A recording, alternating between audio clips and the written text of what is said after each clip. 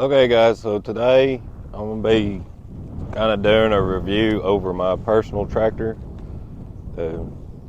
Ray said that y'all had questions, so I'll try to answer some of them. So pretty much just going to go over the whole tractor, tell you my likes, my dislikes, and kind of show you the operations of it, and let's just get right into it. It's a MX5200 Kubota. 5200 stands for 52 horse, and it's four-wheel drive. You can move it in and out of four-wheel drive with the lever right here. I usually run mine in four-wheel drive because the dislike on my tractor was the back end of these Kubotas are light. So if you have a loader on it like I do, a hay bale will make the back end of your tractor come off the ground. So I have mine filled with antifreeze, but it's a special kind of antifreeze that if, say, I get a hole in my tire and it leaks out, it won't harm the animals in any way. So it's kind of like a marine for boats and stuff. So, you know, if it leaks out in a lake, it won't hurt. Well, same thing used in a tire. It just adds weight. It's way cheaper. You can get wheel weights. Wheel weights for my tractor, I looked into them. They're about $350 a piece. And it takes two per side, so you're looking at $1,400 to where you can fill them with antifreeze. I think I got mine filled for $125 per tire, so it's way cheaper cost, and it helps to keep the back end down. A lot of times if I'm lifting something heavy, I'll leave the brush hog on for kind of a counterweight, and that helps a lot. The front end loaders on these overpower the tractor. So it will raise the back end of the tractor, and it can feel like it's going to fall over. If you don't know what you're doing, it is going to fall over. You can take the front end loader off, and pretty much all you do on that when you take the front end loader off is you pull these pins right here. You just pull them out. You have a set of arms right here. You pull the pin, drop those arms down, and then work your controls, and this whole front end loader will come off, which is nice if you have to work on the motor or something. It gets it out of the way. Luckily I haven't had to do that, knock on wood. It makes it nice. So I'll kind of go over the underside of the motor. It's a safety feature. It has to be in neutral to start.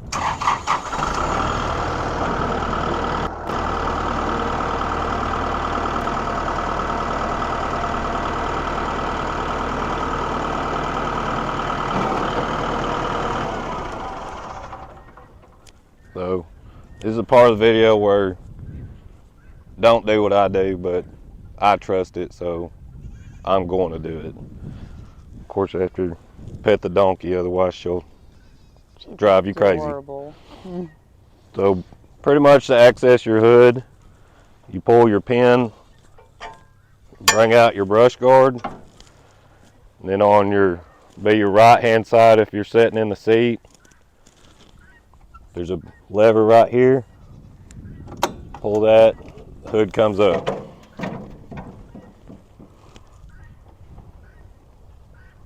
So this is going to be your air breather.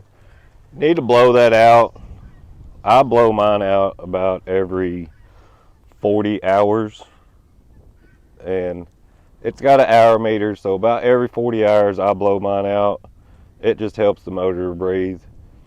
And then this here, I left it dirty, that way y'all could kind of see. It's a screen, and it helps to keep debris out of your radiator. So pretty much, it's got a little spring, that's all it is. And you just pull that screen out, knock it on your tire, get that stuff off there. And then pretty much you just put it back in. Most of the time I'm next to my truck. I have a leaf blower. I'll take and blow that out with my leaf blower. And then pretty much in here is all your filters. This is going to be a fuel filter. And then your oil filter will be down here.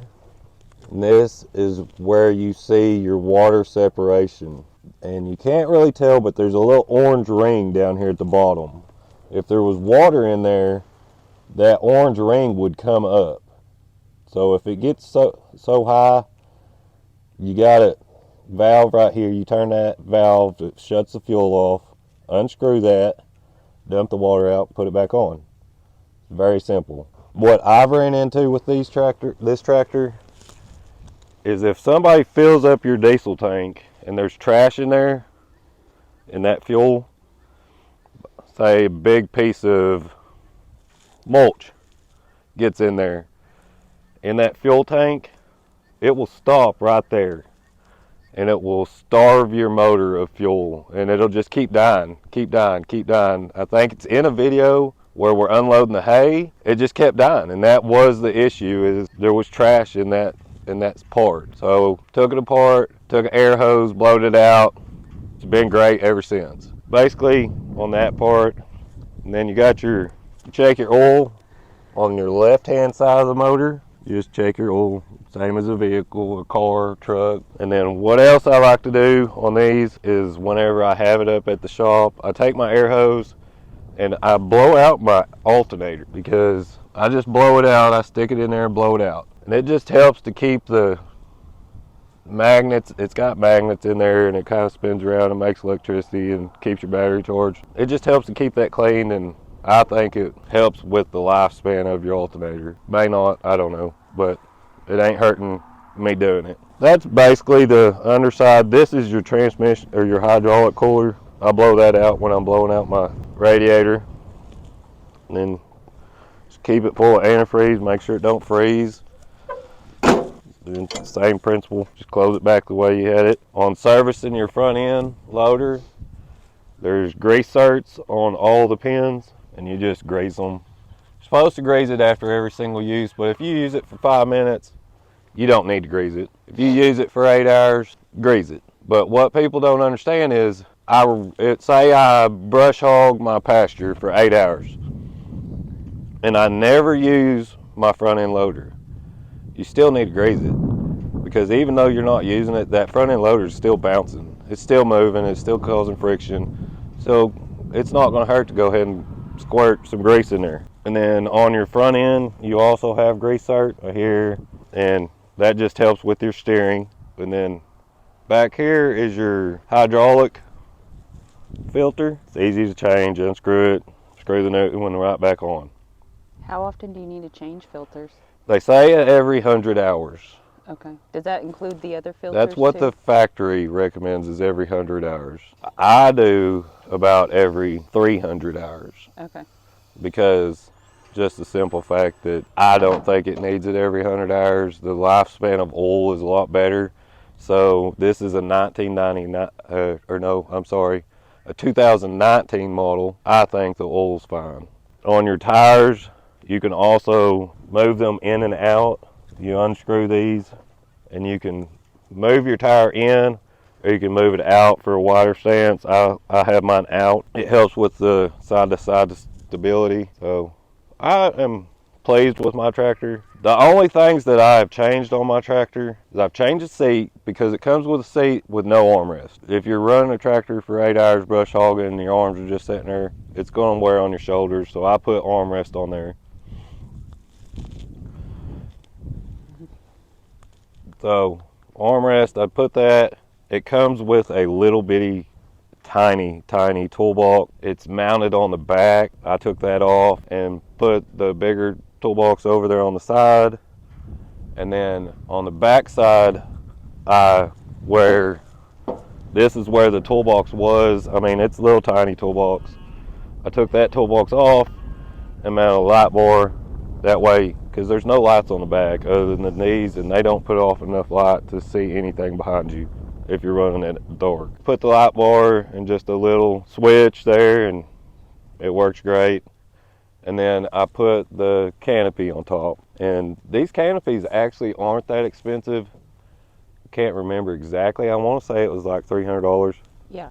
And I know that canopy saved my life, so. Right, so for $300, they're metal. They're still super strong. Marie did have an incident where she come through a gate, hit the gate flipped up in the air, and you can see a dent at the top side of that canopy. Well, if that canopy wouldn't have been there, it would have come down and hit Marie and potentially killed her. So you can see it here. If that wouldn't have been there, it would have hit her. Kind of got the hood there. It's all cosmetic. You know, the tractor still works and nobody was hurt. What I've changed, that is about it. As far as that, other than oil and filters and stuff, you know, everyday maintenance. As far as running the tractor, your operations are pretty simple, pretty straightforward. You have your brake here, and you can push this brake, and that brake will only run your right tire. You push this one, it only runs your left back tire, your rear tire. I always keep it down, that way it uses both brakes. This here, this pedal is your clutch, in and out, and that's just for when you put it in gear, you let it out on the clutch and go. One of the biggest problems people have with these tractors is the clutch, and the clutch is super easy to burn up in these tractors. And the number one way that it happens is just by lightly having your foot on the clutch. Just that much pressure throughout a day, your clutch is gone. It'll burn it up. We know from experience. Right. I burn up the clutch doing that. And that's all it takes, is letting your foot just sit there and ride that much pressure. It'll burn it up. On here, you have your headlights on, off, flashers, blinkers, which it has blinkers on the back. There is none on the front. You have headlights on the front, but blinkers on the back. No blinkers on the front. This is your forward and reverse here. Just forward and reverse. And you have to remember to push the clutch in. And then this is fast and slow. So it has 8 gears basically. You have 4 gears, but you have 4 gears in slow. And then you have put it in high, and you have another set of 4 gears. So pretty much if you're doing a lot of pushing, you're going to want to run it in low and first or second. If you're running it down the highway, say going down to the neighbors, stick it in high in 4, and away you go to run probably about 18 miles an hour down the road in high. And low in first, it's going to go about a mile an hour. It's slow, but it's made for pushing. If you're doing pushing, you want to do that, because same thing, if you have it in high and you're doing a lot of pushing, it's going to burn out your clutch. It's going to. Marie will come to this side. This works your back end, so right now it's down, so the brush hog is down. You pull it back, it'll raise the brush hog up. Of course, it has to be running. This is your PTO control, which turns the brush hog on, makes it spin. So just simple, flip the switch. This here is for your loader controls. Basically just up, down, left and right is going to be your curl, forward and back. This is your up, down. On this model, you do have a float setting. So say you're back dragging your driveway. Back dragging is when you put your bucket on the ground and you're backing up. As a float setting, you push it all the way forward, it'll lock. So when you're backing up, say there's a hill. When you're backing up, the loader will float over that hill. It'll come up and down by itself, instead of having to sit there and do it by yourself. That's cool. It just makes it float. Smooth? It just makes it smooth. Keeps all your tires on the ground, basically what it does. Because if you have it down, say you come to that hill, your loader's going to stay stiff, which will make your front tires come off the ground. It's not a big deal if it does. I mean, after you run a tractor for years, you'll figure it out. This pedal here is your throttle, so you can run it with like a gas pedal in a car. This also is your throttle, because if you're brush hogging, you don't want to have to sit here and try to hold your RPMs with this. So you set your RPMs with this, you don't have to touch it again unless you're throttling down. You have to throttle down with that. And some people have issues with that. They'll have that set high, but they're also using this pedal. Well, then they try to stop without pushing in their clutch, and they let off that. Well, that don't let the throttle come down, so you have to pull it back. And then you have a regen system on this model. There'll be a light come on up here in the dash, kind of turn the key. This light right there, when that light comes on, that is meaning your tractor needs to regen. From experience, people will see that light and they automatically think, oh my God, I just broke it. No, you didn't break it. Pretty much when that light comes on, you want to be in an open space. Nowhere around dried mulch, nowhere around hay, nowhere around grass that is easily going to catch on fire. You want to be in an open space. Because what that does is when it regens, it takes all the junk that's built up inside your exhaust and everything, and it burns that. So your exhaust gets extremely hot. So if you have it in tall grass and you start to regen and it catches that, it's going to catch that grass on fire. It will. It's extremely hot when it does it. But when you do the regen process, what you're going to do is the tractor will be running, the light's going to be on, and what you'll do is you'll put it in park or neutral, set your parking brake. To set your parking brake on this, you just push the pedal down and lift that handle up. The parking brake is set. To take the parking brake off, you just push the pedal. Parking brake's off. So you'll set your parking brake, then you'll take this throttle control. Don't try to do it with this one, but you'll take this throttle control and you'll idle it all the way up until your needle gets into that little yellow square, we'll call it, and you'll leave it there. It usually takes about 10 minutes, maybe 15, for the regen process to go. It'll sit there, you'll start smelling, it'll smell like something's burning, and it's building that carbon buildup out of the motor. So after that 10 or 15 minutes is up, your light will go off, and that means your regen process is done. You're ready. Say that light comes on and you're running and your last 5 minutes away from finishing the job. You can idle it up, have it in that yellow square, and it'll do the regen process while you're running the tractor. Like I said, if you're in tall grass though, I advise against it. Save your property from catching on fire. So that's basically the regen process.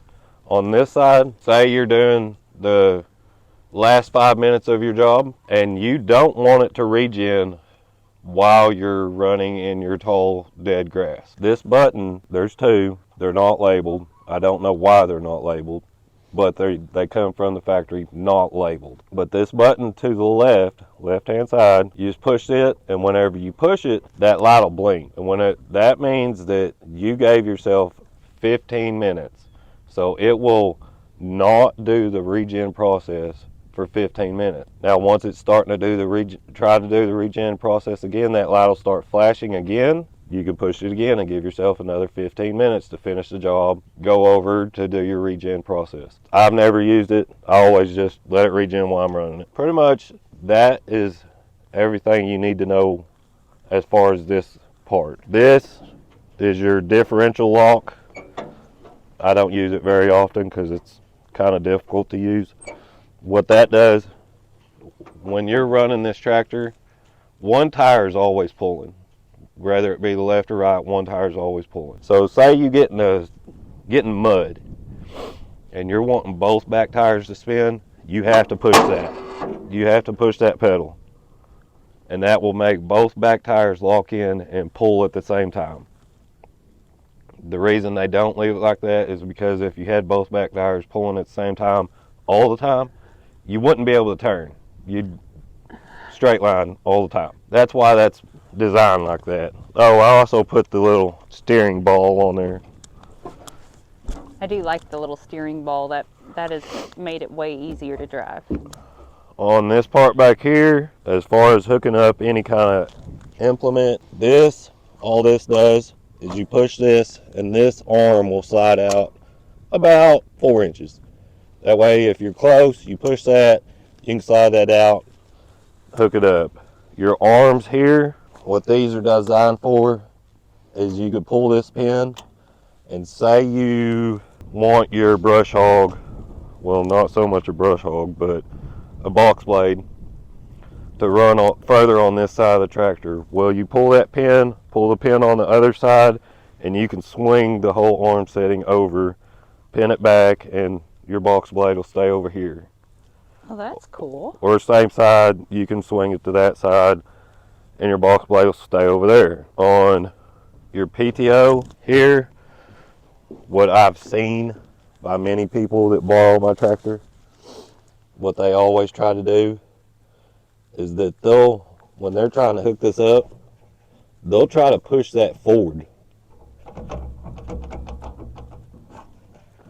So they'll be sitting here and they're trying to push this forward and can't get it to go. No, you just simply pull it back. Okay. Pull it back.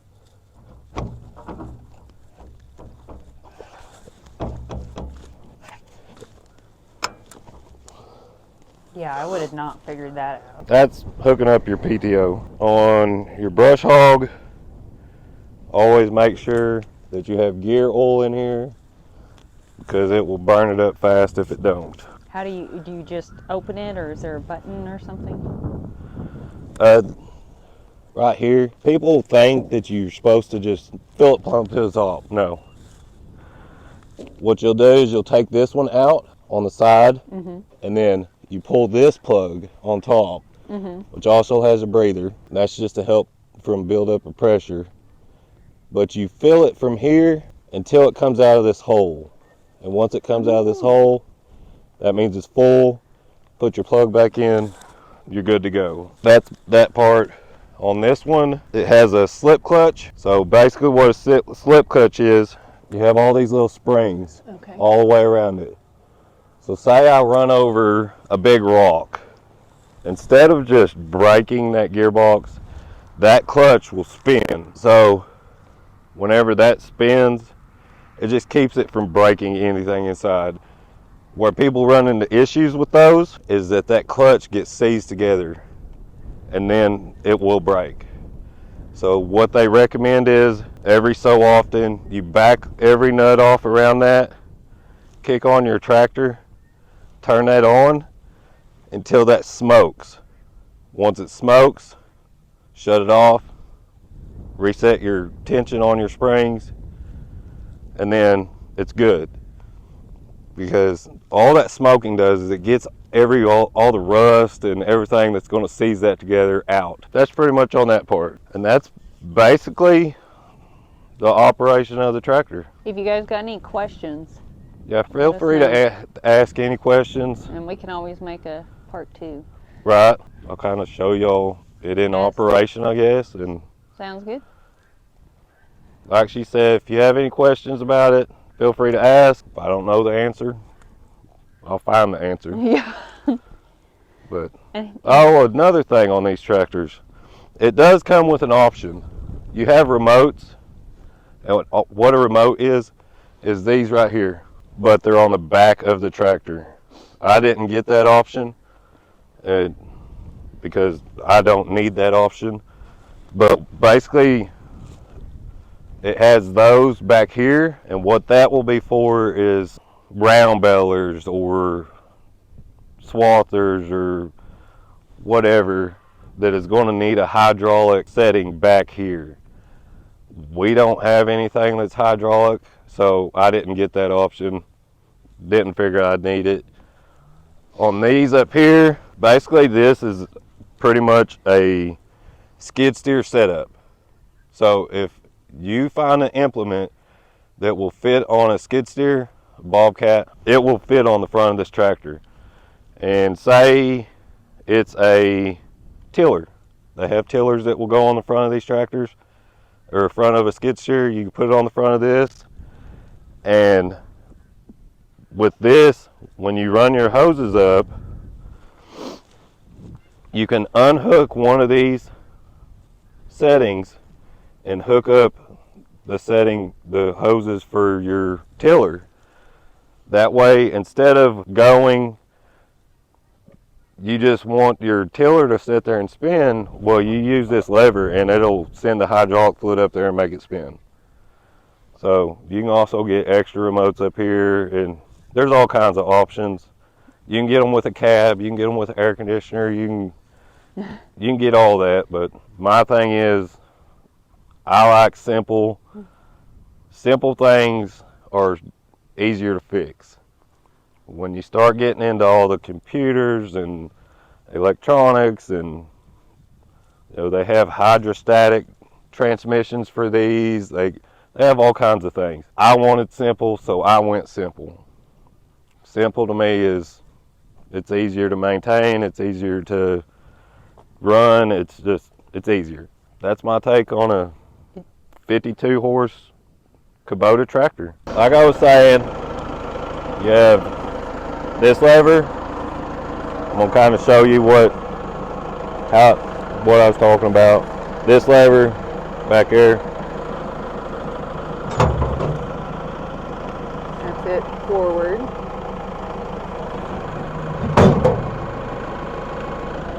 That's all that lever is. You can set it to different heights, however low, high you want it.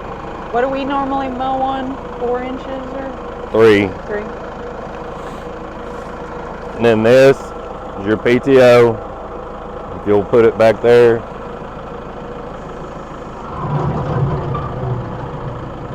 That's all that is.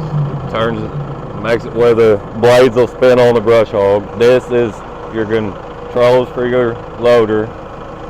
Pull toward you to make it go up. Push away from you to make it go down. And see, here's what I was talking about. On your float, see right now, if I was doing a back dragging, that loader would stay stiff. If I'm trying to get it to float out, push it all the way forward, and when I back up, it'll sit there and float up and down. See how that loader just goes down? I'm not having to push it because it's in float. So if I didn't have it in float, see how the loader doesn't move? The whole tractor moves. Oh. So that's basically your float. It just helps that loader to float up and down. Also on these, just by running it, you'll have to get the experience. On old tractors, they had a rod that come up through a tube, and you can watch that rod and see where your bucket is level. On these, they don't have the rod anymore. I guess they took that out, thought it was old or something, so they just put nothing back. So now you just watch the top of your bucket from operating it, and you can tell when it's level. I've done it enough that I can do it pretty good. And then we're going to be pushing some mulch up. We're going to turn this mulch. It's been sitting here for a while. It's time to push it up. We've had some rain, and just basically you want to turn your mulch every so often. It helps with the breakdown. Makes it break down a lot faster. Right. So pretty much I'm going to put it in low because we're going to be pushing. So I have it in low, and then I'm going to run it in second. First is very slow. I'm a little more experienced, so I can handle it's not fast at all. So once you have it in low and in second, you just put it in forward.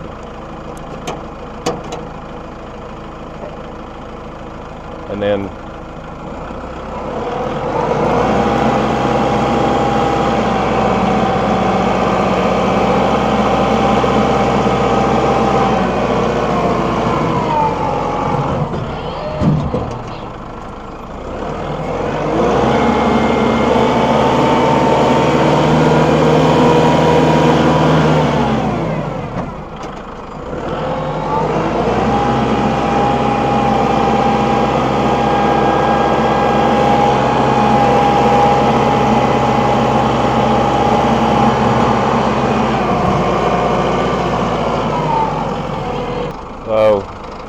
pretty much that's the basic operations of your loader, forward, back, you know,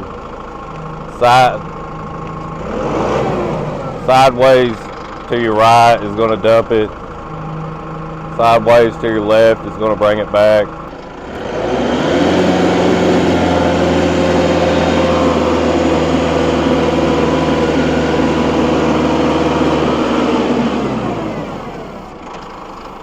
And then this was what I was talking about on the throttle. This is like a gas pedal. This is going to set it.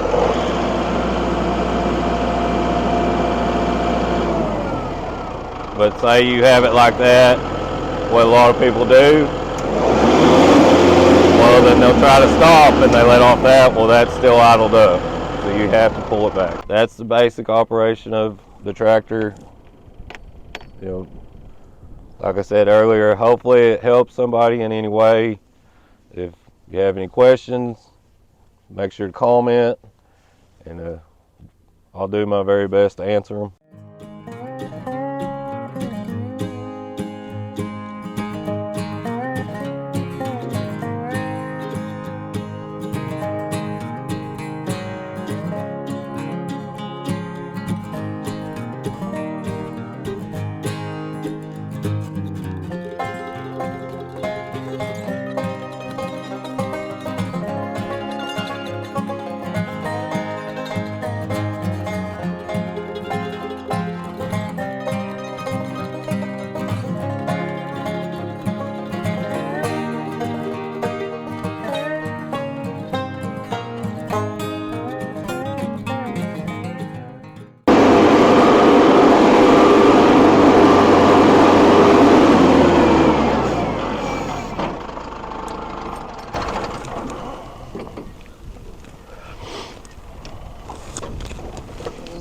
So pretty much that's the operation of the Kubota 5200 tractor. Hopefully this video helps you. Make sure to like and subscribe.